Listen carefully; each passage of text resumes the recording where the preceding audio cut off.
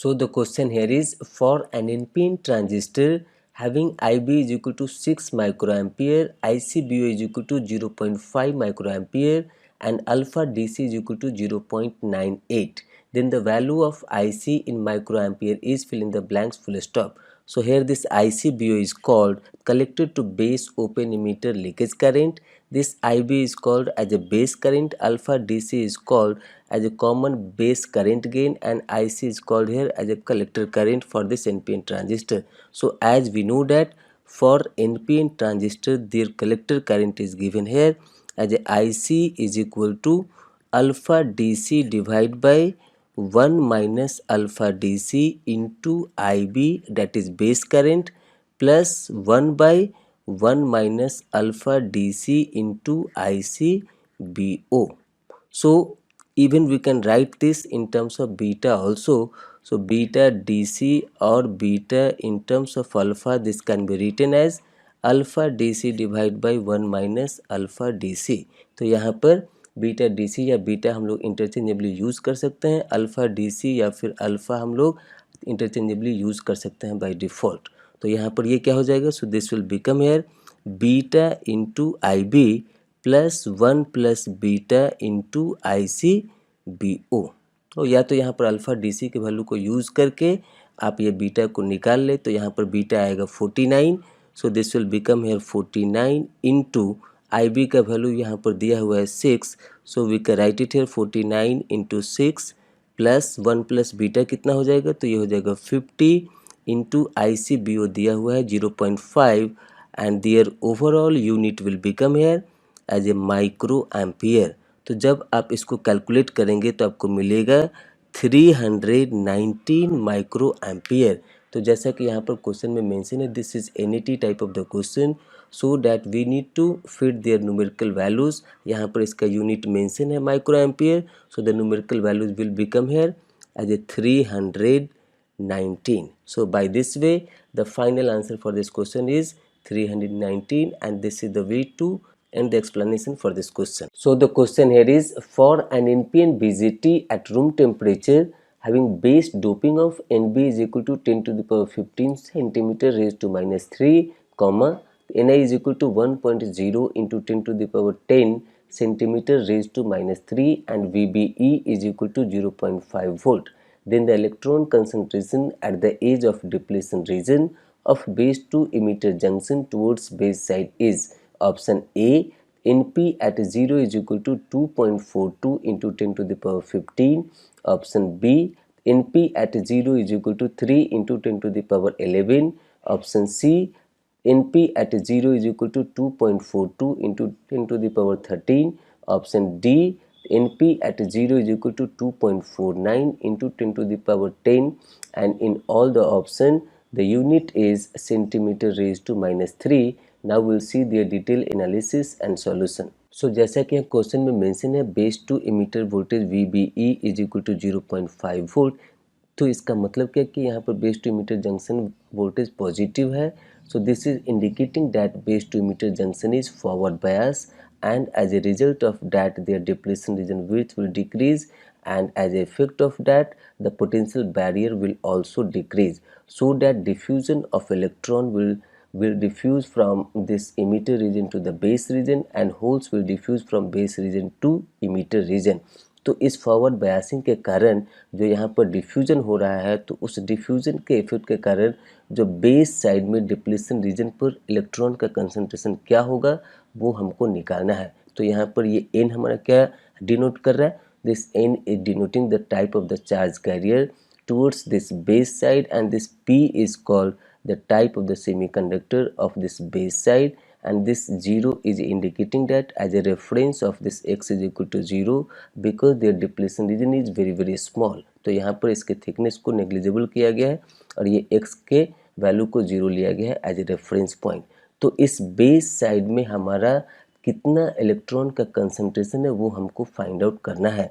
तो आप इस टाइप का सिचुएशन आप डायोड में भी देखे होंगे कि जब डायोड फॉरवर्ड बायस होता है तो वहाँ पर ये हमारा P साइड से होल डिफ्यूज करता है और N साइड से इलेक्ट्रॉन डिफ्यूज करता है. तो वहाँ पर भी आप डिप्लीशन रीजन के एज पे अपोजिट साइड में चार्ज कैरियर का कंसंट्रेशन निकालने का डेरिवेशन किए होंगे, तो उसी के बेसिस पे यहाँ पर जो ट्रांजिस्टर के केस में हमारा होता है, so this NP at x is equal to 0, it means this is the concentration of the charge carrier, this N is the concentration of the charge carrier, this P is called the type of the semiconductor, and this 0 means at x is equal to 0, it means at the edge of the depletion region. तो उसका क्या concentration होगा, इसके लिए formula होता है Ni² divide by NB into exponential under bracket VBE by VT minus 1। ये NB क्या है, तो बेस का डोपिंग है, और Ni हमारा इंट्रिंसिक कैरियर कंसंट्रेशन है। तो यहाँ पर वैल्यू दिया हुआ है, आप सारे वैल्यू को सब्स्टिट्यूट करेंगे तो यहाँ पर हम लोग लिख सकते हैं दिस Ni² इज 1 इंटू 10⁻10 का स्क्वायर हो जाएगा, डिवाइड बाई NB का वैल्यू मेंशन है, दिस इज 10⁻15, और यहाँ पर VBE का वैल्यू मेंशन है 0.5 वोल्ट। तो 0.5 वोल्ट पे डिप्लेशन रीजन के एज पे कितना इलेक्ट्रॉन का कंसंट्रेशन होगा वो इसके ऊपर डिपेंड करेगा, क्योंकि ये Ni² और NB अगर हमारा टेम्परेचर फिक्स है, डोपिंग फिक्स है, तो ये चेंज नहीं करेगा। So this value will ultimately depends upon this base to emitter voltage. तो बेस टू इमीटर वोल्टेज बढ़ाते जाएंगे तो ये हमारा वैल्यू बढ़ते जाएगा। So this as per the question we can substitute here 0.5, और VT का वैल्यू होता है एट रूम टेम्परेचर, जैसे कि पहले भी हमने कई बार डिस्कस किया है, their value is 0.0259 volt. So this volt as a unit will be cancelling to each other so that this ratio will become unitless -1. तो जब आप इस वैल्यू को कैलकुलेट करेंगे तो आपको मिलेगा यहाँ पर this is 2.42 into 10⁻13 centimetre raise to -3. So this is matching with option C. जैसा कि यहाँ क्वेश्चन में मेंशन है, so this is MCQ type of the question, so only one answer will be right, and here this value is matching with option C. So option C is the final answer for this question, and by this way this is the end of the explanation for this question. So the question here is, in a BJT NE, NB and NC are doping of emitter, base and collector respectively, full stop. When base to collector junction is reverse bias, then the base width modulation takes place, full stop. To reduce the base width modulation effect, the doping concentration should be option A, NE is equal to NB is equal to NC, option B, NE greater than NC greater than NB, option C, NE is equal to NB and NC greater than NB, option D, NE much greater than NB and NB greater than NC. So now we'll see their detailed analysis and solution.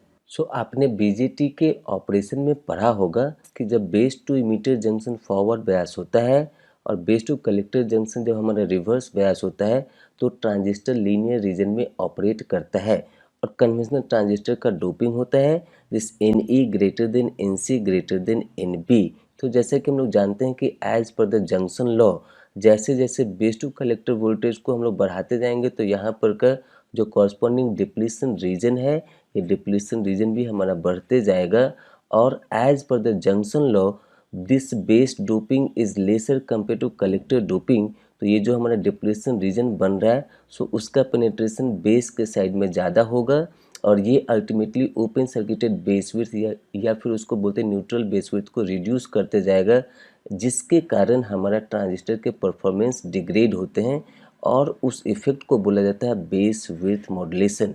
थोड़ा और detail में हम लोग इसके बारे में जानते हैं. तो यहाँ पर हमने लिया है NPN ट्रांजिस्टर. सो इस NPN ट्रांजिस्टर में यहाँ पर जब आप बेस टू इमीटर जंक्शन को फॉरवर्ड बायस करते हैं तो इमीटर रीजन से जो हमारा इलेक्ट्रॉन डिफ्यूज करता है towards this base reason, so this is having almost linear variation. तो जैसे जैसे आप यहाँ पर बेस टू कलेक्टर जंक्शन को रिवर्स बायस करते जाएंगे, बेस का विड्थ हमारा डिक्रीज करते जाएगा, और हम जानते हैं कि ट्रांजिस्टर में जो मेजर करंट होता है वो डिफ्यूजन करंट होता है. तो यहाँ पर ये जो हमारा इलेक्ट्रॉन डिफ्यूज हो रहा है इमीटर रीजन से बेस रीजन में, तो इसका स्लोप हमारा बढ़ते जाएगा, ये dN/dx. So diffusion current is mainly controlled by the slope of this line, और that we can say that as a dN/dx in the case of NPN transistor. तो यहाँ पर ये NPO क्या है? So this NPO is this N is the concentration of electron which is diffusing from emitter region to base region. So this N is showing here the type of charge carrier, P is showing here the type of the semiconductor, or here in this case we can say the type of the base, and this 0 is as a reference point. This is the starting point of this base width. और यहाँ पर ये WB क्या है? तो ये हमारा neutral base width है या फिर ओपन सर्किटेड बेस विड्थ है। तो यहाँ पर जैसे जैसे अब कलेक्टर टू बेस ये रिवर्स बायस वोल्टेज को बढ़ाते जाएंगे तो यहाँ पर बेस का विड्थ हमारा डिक्रीज होते जाएगा, जो हमने WB डैश से दिखाया है। तो जैसे जैसे यहाँ पर ये WB हमारा घटते जाएगा तो ये स्लोप का वैल्यू हमारा बढ़ते जाएगा और यहाँ पर डिफ्यूजन करंट भी हमारा बढ़ते जाएगा। So due to that reason it is badly affecting the performance of the transistor, क्योंकि एब्रप्ट चेंज किसी भी चीज़ के लिए अच्छा नहीं होता है। तो यहाँ पर ये जो हमारा डिफ्यूजन का करंट जो एब्रप्टली चेंज हो रहा है वो ट्रांजिस्टर के परफॉर्मेंस को डिग्रेड करता है। तो अब हमको यहाँ पर खोजना है कि what should be the solution so that this base width should be maintain significantly and this dn by dx should be controlled so that diffusion current will be controlled and transistor will try to achieve their stability। तो यहाँ पर हम लोग जानते हैं कि अब इसके इफेक्ट को कम करने के लिए क्या करेंगे। तो यहाँ पर जैसे कि हमने बताया कि बेस का डोपिंग कम होने के कारण हमारा पेनिट्रेशन डिप्लीशन रीजन का इधर ज़्यादा होता है। तो इसके लिए दो सॉल्यूशन हो सकते हैं। कई बार लोग सोच सकते हैं कि बेस टू कलेक्टर वोल्टेज को रिड्यूस कर देंगे तो भी हमारा डिप्लीशन रीजन इस साइड में कम होगा, मतलब ओवरऑल भी कम होगा और इस साइड में भी कम होगा। तो बेस टू कलेक्टर रीजन के जो हमारा जंक्शन है इसको अगर आप ये कम रिवर्स बायस करेंगे तो ट्रांजिस्टर हमारा लीनियर रीजन से बाहर जा सकता है। तो इसको लीनियर रीजन में रखने के लिए हमको इसको रिवर्स बायस तो करना ही होगा। तो यहाँ पर ये इसका बेस का विड्थ भी हमारा सिग्निफिकेंटली कम नहीं हो तो उसके लिए क्या करेंगे? तो उसके लिए dn by dx हमारा कंट्रोल होना चाहिए, मतलब WB तो रिड्यूस होगा लेकिन it should not be significantly reduce. तो यहाँ पर इसके लिए क्या करेंगे? तो अगर बेस के डोपिंग को आप बढ़ा देते हैं कंपेयर टू कलेक्टर डोपिंग तो बेस टू कलेक्टर जंक्शन जो हमारा रिवर्स बायस होगा तो उसके कारण जो हमारा डिप्लीशन रीजन का पेनिट्रेशन होगा वो कलेक्टर रीजन में ज़्यादा होगा relatively to this base region, और उसके कारण हमारा ये जो डिफ्यूजन करेंट है ये भी मेंटेन रहेगा, यहाँ पर स्लोप भी हमारा मेंटेन रहेगा और फिर यहाँ पर ट्रांजिस्टर के परफॉर्मेंस को बेहतर कर सकते हैं। तो इसके लिए कंडीशन क्या होगा? This NE is much greater than NB, क्योंकि हम लोग जानते हैं for a transistor their emitter current is the largest current, so that due to that reason the emitter region doping should be highest among all these three region as a this emitter region, base region and collector region. So NE should be much greater than NB, and at the same time to reduce the effect of this base with modulation। इसका मतलब क्या है कि base के reason में हमारा penetration of depletion region कम हो तो इसके लिए हम लोग बेस के डोपिंग को बढ़ाते हैं relatively to this collector region doping as a NC। तो यहाँ पर हमारा क्या कंडीशन आया? To reduce this base width modulation significantly we should have that this emitter region doping should be highest among all these three, so that NE should be much greater than NB, and at the same time to reduce the depletion region towards this base side to maintain their base width this NB should be greater than NC। और हमने यहाँ पर mention किया है कि ये हमारा MCQ type of the question है तो इसलिए एक ऑप्शन सही होगा। तो यहाँ पर ये जो कंडीशन निकल के आया है this NE much greater than NB and NB greater than NC, so this is matching with option D, and option D is the right answer for this question. By this way, this is the end of the explanation for this question. So the question here is two NPN BJTs are identical except that the emitter and collector region doping shown in below figure full stop. Given VBE1 is equal to VBE2 and VCB1 is equal to VCB2 full stop. Which of the following statements are correct? Question mark. Option A, BJT1 is having greater emitter injection efficiency compared to BJT2. Option B, BJT1 is having lesser emitter injection efficiency compared to BJT2. Option C, BJT1 exhibit larger VCBO compared to BJT2. Option D, BJT1 exhibit lesser VCBO compared to BJT2. So this is the BJT1 here and this is the BJT2 here, now will see their detail analysis and solution. So अगर आप इन दोनों BJT के doping को देखेंगे तो यहाँ पर दिखेगा कि emitter doping of this BJT1 and collector doping of this BJT1 is interchanging for this BJT2। इसका मतलब क्या कि यहाँ पर जो NE1 का वैल्यू है वो यहाँ पर इसके लिए NC2 का वैल्यू है, और यहाँ पर जो NC1 का वैल्यू वो इसके लिए NE2 का वैल्यू। मतलब क्या कि BJT1 BJT2 का जो हमारा ये इमीटर रीजन का कलेक्टर रीजन का जो डोपिंग है वो इंटरचेंज हो गया है, बट बेस रीजन हमारा सेम है। सो बेस रीजन का doping for this BJT1 and BJT2 both is same. तो यहाँ पर हमको बताना है इमीटर इंजेक्शन इफिशिएंसी के बारे में एज पर द ऑप्शन। तो यहाँ पर ये emitter injection efficiency for this NPN transistor is defined here as IEN divided by IEN plus IEP। तो ये IEN क्या होता है? So this is the diffusion emitter current component due to the electron from this emitter region to this base region for the given base to emitter voltage। so यहाँ पर mention है VBE1 and VBE2 both is same. इसका मतलब क्या है कि ये IEN का वैल्यू और IEP का वैल्यू हमारा डोपिंग के ऊपर डिपेंड करेगा। तो यहाँ पर आप देखेंगे कि NE1 का वैल्यू जो है हमारा ये BJT1 का जो इमीटर रीजन का डोपिंग है वो हमारा रिलेटिवली BJT2 के NE2 से ज़्यादा है। इसका मतलब क्या है कि for the given base to emitter voltage यहाँ पर जो इमीटर के रीजन से जो इलेक्ट्रॉन का डिफ्यूजन होगा बेस रीजन में वो हमारा ज़्यादा होगा कंपेयर टू NE2। इसका मतलब क्या है कि IEN for this BJT1 will be larger compare to BJT2। और ये IEP क्या है? सो IEP की ये हमारा diffusion current due to the holes as a from this base region to this emitter region. So IEP का वैल्यू हमारा for this given VBE ये डिपेंड करेगा हमारा यहाँ पर बेस के डोपिंग पर। So for this BJT1 their base doping NB1 and NB2 is both are same. तो यहाँ पर IEP का जो वैल्यू होगा वो दोनों ट्रांजिस्टर के लिए for this given VBE it will be same। so this gamma will be decided, this emitter injection efficiency will be decided based on their emitter doping। तो यहाँ पर जिस ट्रांजिस्टर के इमीटर का डोपिंग ज़्यादा होगा तो उसके लिए उसका इमीटर इंजेक्शन एफिशिएंसी हमारा ज़्यादा होगा। so as per this now we can say that this gamma that is called emitter injection efficiency for BJT1, if I am saying this as a gamma 1 then this should be larger than the emitter injection efficiency for this transistor 2 as a gamma 2। तो यहाँ पर हमको दिख रहा है in option A BJT1 is having greater emitter injection efficiency compare to BJT2 जो कि यहाँ पर हमको निकल के आया है। तो यहाँ पर ऑप्शन ए हमारा ये सही स्टेटमेंट है। और जैसे कि यहाँ पर MSQ है मेंशन किया हुआ, इसका मतलब कि more than one option will be right. अब हम लोग बात करते हैं collector to base open emitter voltage के बारे में। तो यहाँ पर ये VCBO को जब डिफाइन करते हैं तो उस समय में ये इमीटर का terminal for both the transistor it will be open, और यहाँ पर बेस टू कलेक्टर जंक्शन को रिवर्स बायस करते हैं। तो उस समय में ये जो VCBO का वैल्यू होगा वो यहाँ पर किसके ऊपर डिपेंड करेगा? तो जैसा कि यहाँ पर देखेंगे ये बेस टू कलेक्टर रीजन के डोपिंग के रेस्पेक्ट में तो दोनों ट्रांजिस्टर का NB1 NB2 तो बराबर है।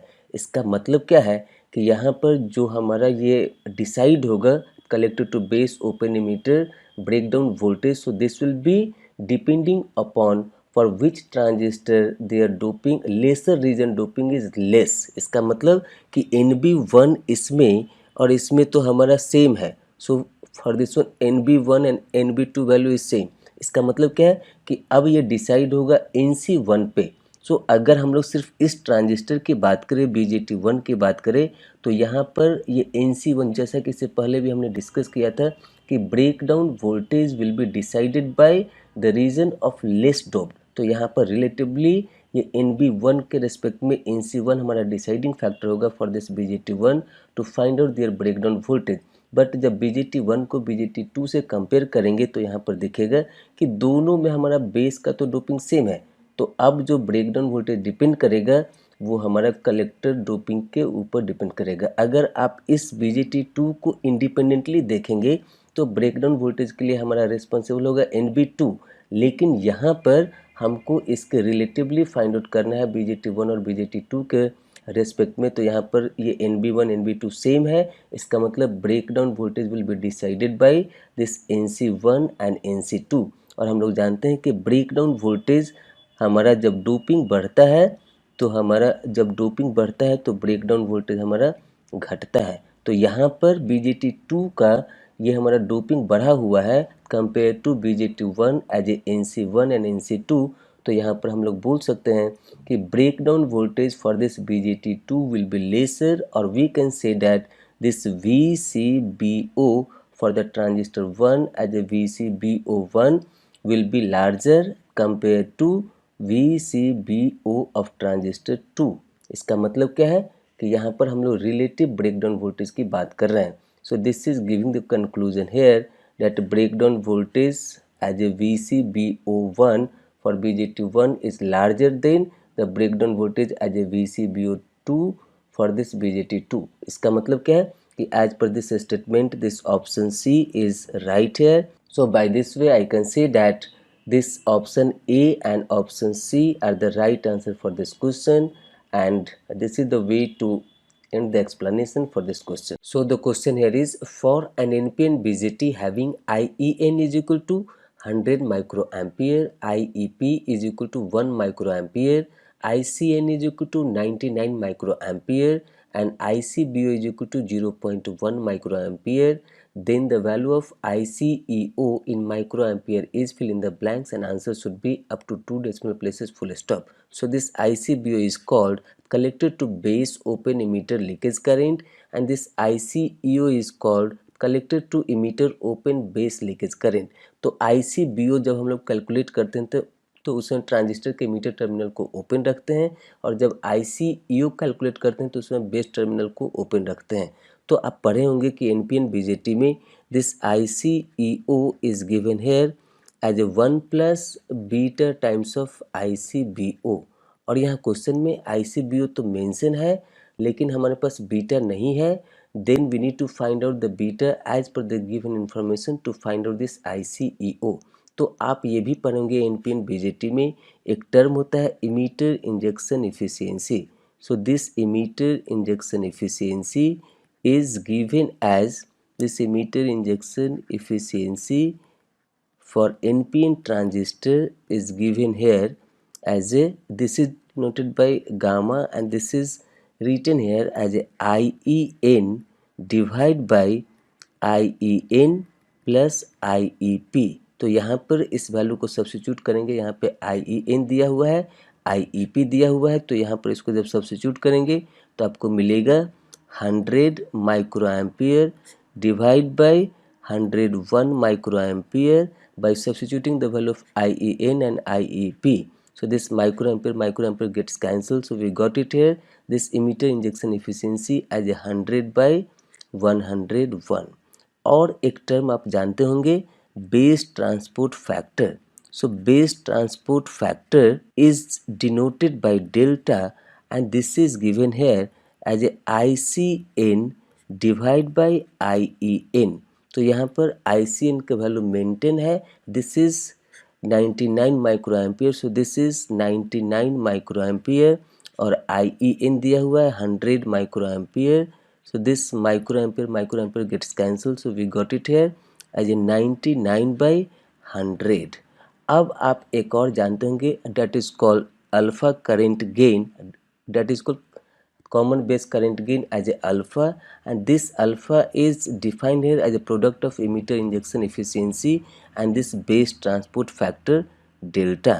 तो यहाँ से आप इस वैल्यू को सब्स्टिट्यूट करेंगे, गामा का वैल्यू आया था 100 डिवाइड बाई 101 इंटू 99 बाई 100। सो यहाँ से हमको मिल जाएगा, ये 100 कैंसिल हो जाएगा, और यहाँ पर आपको मिल जाएगा 99 बाई 101। अब जब अल्फ़ा आपके पास मिल गया तो आप ये अल्फ़ा को यूज़ करके बीटा निकाल सकते हैं और फिर उस तरीके से ICEO को निकाल सकते हैं। अगर ये अल्फ़ा का आपको ये अल्टरनेट फॉर्म मालूम है, this alpha is equal to, यहाँ पर गामा क्या आया है, so this gamma is here as a IEN divide by IN plus IEP, और यहाँ से जब आप इसको सब्स्टिट्यूट करेंगे, so this is given here as a IEN divide by IEN plus IEP into, यहाँ पर ये डेल्टा का हमारा फॉर्मूला होता है this ICN divide by IEN। तो यहाँ से IN और ये IN हमारा कैंसिल हो जाएगा, so we can write this as a ICN divide by IEN plus IEP। और ये IEN प्लस IEP को बोलते हैं हम लोग यहाँ पर emitter current. So this emitter current is equal to IEN plus IEP। तो यहाँ पर इसको हम लोग लिख सकते हैं ICN डिवाइड बाई IE। तो आप इसको भी यूज़ करके डायरेक्टली, अगर ये दो फार्मूला नहीं यूज़ करना है तो अगर आपको ये पता है दिस ICN बाई IE, तो इससे भी आप यहाँ पर अल्फ़ा डायरेक्टली निकाल सकते हैं। और यहाँ पर आप नॉर्मल भी BJT में पढ़े होंगे, this alpha is normally define here as a IC by IE। तो यहाँ से भी आप इस चीज़ को कोरिलेट कर सकते हैं। सो यहाँ पर इसमें IC is approximately equal to ICN, तो उस फॉर्म में हम लोग लिख सकते हैं alpha is equal to IC by IE। तो यहाँ से हम लोग को मिल गया ये alpha is equal to 99 by 101। तो यहाँ से बीटा क्या हो जाएगा, so this beta is equal to alpha divide by 1 minus alpha. तो यहाँ से जब इसको सब्स्टिट्यूट करेंगे, so this alpha we got it here 99 divide by 101 divide by 1 minus 99 divide by 101। जब आप इसको कैलकुलेट करेंगे तो आपको वैल्यू मिलेगा 99 डिवाइड बाई 101। अब आप ये इसको इक्वेशन मानते हैं 1 and this I can say that equation number 2। तो यहाँ से इक्वेशन नंबर 2 से बीटा का वैल्यू हम लोग इसमें इक्वेशन नंबर 1 में सब्स्टिट्यूट करेंगे। तो यहाँ पर हमको मिलेगा this ICEO is equal to 1 plus 99 divide by 101 into ICBO का वैल्यू यहाँ पर मेंशन है 0.1 माइक्रो एम्पियर। तो जब आप इसको कैलकुलेट करेंगे तो आपको इसका एग्जैक्ट वैल्यू मिलेगा, it is near about to 5.05 micro ampere. और यहाँ पे क्वेश्चन में मेंशन है this is NET type of the question, so we need to fit their numerical values, क्योंकि यूनिट यहाँ पर मेंशन है माइक्रो एम्पियर। सो यहाँ पर आपको मिल जाएगा न्यूमेरिकल वैल्यू इसका 5.05। सो लेफ्ट साइड का वैल्यू दिस 5 इज सिग्निफिकेंट, सो ये आपको मिलना चाहिए। राइट साइड में थोड़ा बहुत चेंजेस हो सकता है, एज लाइक दिस में give here the range of like in the GATE exam in their final answer ki they might be mentioning the range as like 4.98 to 5.5, तो ऐसा करके कुछ रेंज दिया रहेगा। सो ये एग्ज़ाम में नहीं दिया रहेगा, ये जब गेट का हमारा पेपर रिलीज होगा, आंसर की रिलीज होगा, तो वहाँ पे इस तरीके का रेंज आपको दिया रहेगा आपके आंसर के मैच करने के लिए। लेकिन एग्जैक्ट वैल्यू आया है ये, तो नियर अबाउट, अगर इसके नियर अबाउट में अगर आपका आंसर आता है तो आपका वो वैल्यू सही होगा। So that it should be more than 5 और नियर अबाउट टू दिस 5.05। तो यहाँ पर हमारा फाइनल आंसर आया 5.05 is the numerical values for this question, and by this way this is the end of the explanation for this question.